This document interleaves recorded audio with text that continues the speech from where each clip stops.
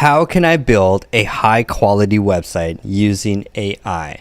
Ooh, this one I'm going to bring you the heat. This is a tool called HTTP Track. This is where things only work for Mac. They don't have a tool like this for Windows. Sorry. See how Windows users are already lost again? Once again, it's like all the cool tools are in Mac and not in Windows. This is a library.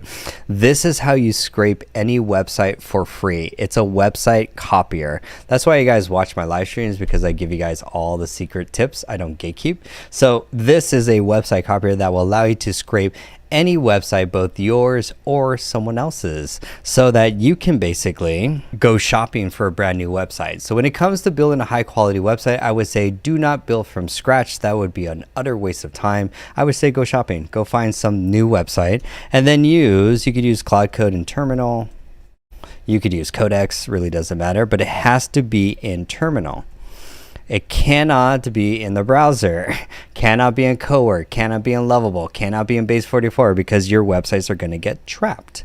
You need to get them off there, and then you can get it hosted on Cloudflare for free. What? John, I could host my entire website for free, but I'm paying Go High Level $300 a month. But you're telling me I could build a 400-page website, all SEO, all decked out, and I could do 48 pages with landing pages and everything I want, funnel, and it's free?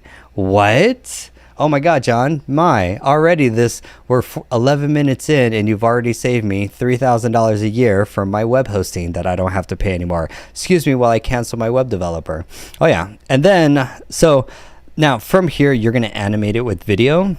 What you guys really want for beautiful websites is, of course, a beautiful video to play when the homepage loads. So this is what's going to take your website from a 2 to a 10 is by embedding video on it. How are you going to do that? Super easy. You're going to go to Kai. This is Kai. This is where you can generate any image and video. You get access to all the image models here.